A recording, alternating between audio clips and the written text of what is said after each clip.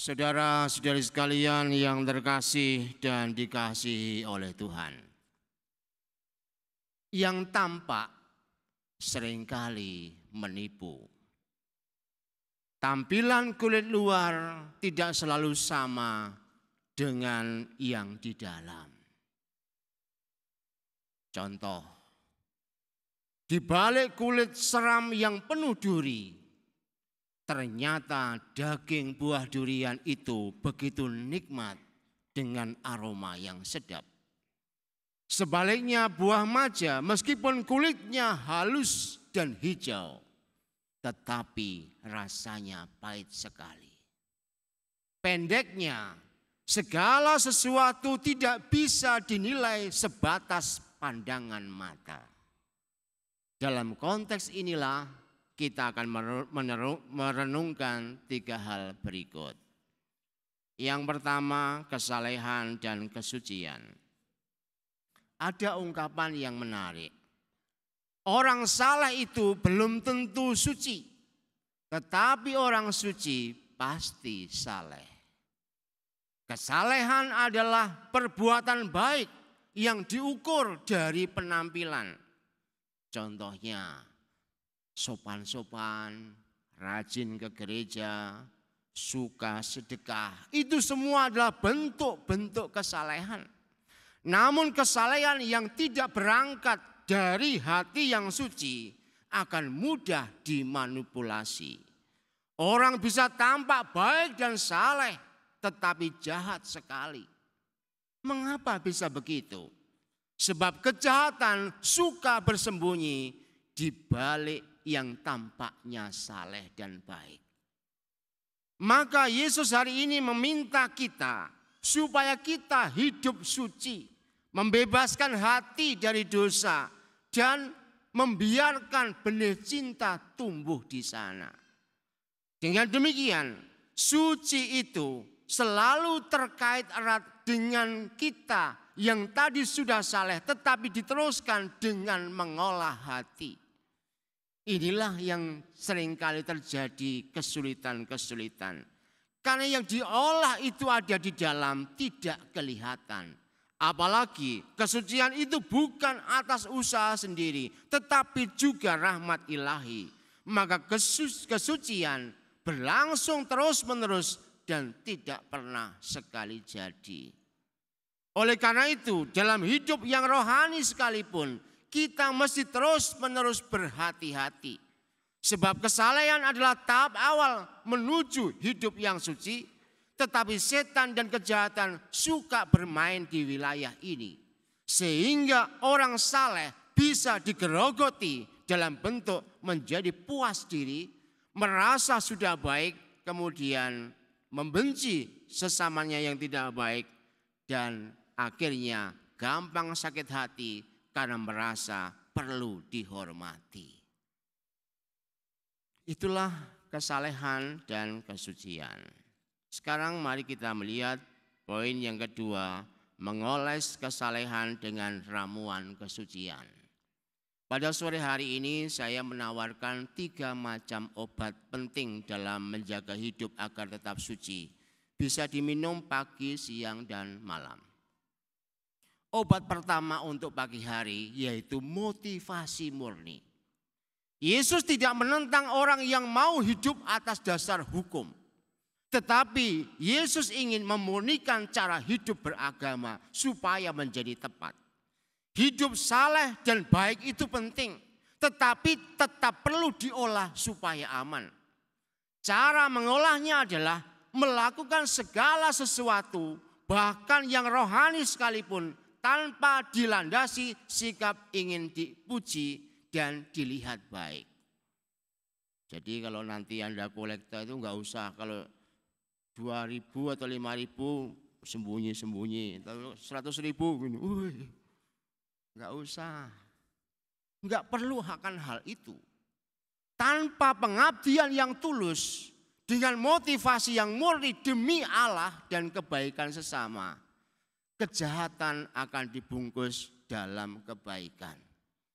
Maka kita seringkali terkejut, orang yang tampaknya baik ternyata jahatnya bukan main.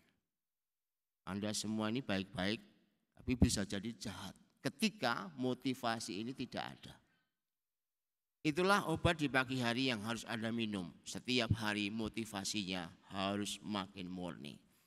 Obat yang kedua adalah mendengarkan Allah. Kesucian itu berasal dari Allah sebab hanya Allah yang kudus. Untuk itu motivasi akan menjadi semakin murni apabila mendengarkan Allah dan bukan mendengarkan diri sendiri. Oleh karena itu praktek doa, puasa, amal kasih semata-mata dimaksudkan agar kita semakin peka terhadap suara Allah. Bukan tanda kita ini sudah mampu atau baik. Kadang-kadang orang sering mengira kalau sudah bisa puasa 7 hari atau dalam masa prapaskah itu sudah oke mengatakan, wah aku sudah lulus, sudah bisa puasa, sudah baik. Padahal sebenarnya semua itu dijalankan supaya suara Allah itu makin terdengar. Sehingga ketika kita hidup ini tidak semakin mampu mendengarkan suara Allah, maka sebenarnya kita ini dalam keadaan yang berdosa terus-menerus. Moga-moga di siang hari Anda ingat akan suara Allah dan mendengarkannya. Obat yang terakhir adalah obat ketiga yang bisa diminum di malam hari, yaitu cinta. Kesalehan dan kesucian yang seimbang akan bermuara dalam tindakan cinta. Ukurannya adalah seberapa besar aku ini mencintai Allah dan mencintai sesama. Makin besar cintaku kepada Allah dan sesama, maka seimbanglah hidup kita. Sehingga kalau hari ini Anda sudah sungguh mau pergi ke gereja, moga-moga bukan karena mau absen sama Tuhan. Bukan karena wah ini memang kewajiban. Tapi semata-mata aku ingin berusaha mendengarkan Tuhan. Semata-mata aku ingin mencintai Tuhan. Dan aku ingin mengambil bagian dalam tubuh dan darahnya agar hidupku dipenuhi dengan kekuatan Allah sehingga menjadi hidupku seperti Allah sendiri. Begitu sebaliknya ketika cinta pada Allah dan sesama makin menipis, seluruh usaha baik dan saleh itu akan sia-sia. Meskipun Anda itu baik sekali, saleh sekali. Tapi kalau di rumah itu bertengkar terus setiap hari, sebenarnya Anda itu tidak suci. Modelnya kayak saya itu ngomongnya semaunya, kadang-kadang orang sakit hati, kadang-kadang saya suci juga. Menurut saya itu loh. Karena saya tidak bermaksud membenci Anda. Saya bermaksud supaya hidup makin murni.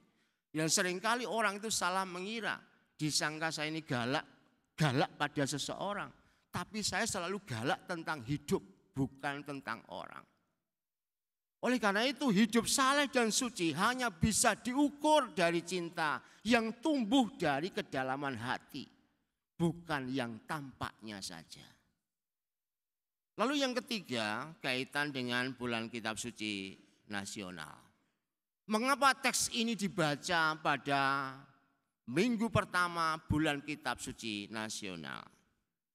Saya berharap bulan September ini adalah bulan yang sangat indah untuk belajar mendengarkan suara Tuhan.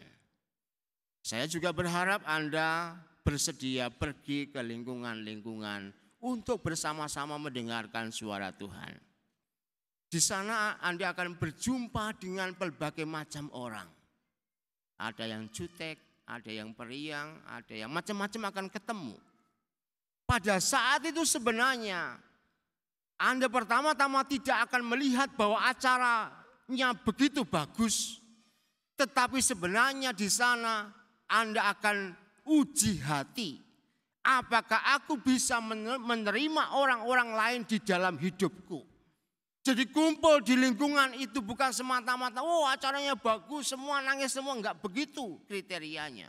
Tapi inilah uji hati. Apakah hidupku ini bisa menerima orang lain atau enggak sebenarnya. Apakah aku ini mau memaafkan orang sekitarku atau enggak? Jangan-jangan kita masuk ke dalam lingkungan, sudah melihat, oh itu musuhku, langsung pulang ke rumah lagi. Di sini kita diajak belajar bertemu dengan atau mempraktekkan apakah kesalehan hidupku itu sudah teruji di dalam sikap yang suci. Oleh karena itu, selamat memasuki bulan Kitab Suci Nasional. Sampai jumpa di lingkungan Anda masing-masing. Siapa yang mengundang saya akan saya datangi, siapa yang tidak mengundang akan saya datangi juga. Tuhan memberkati.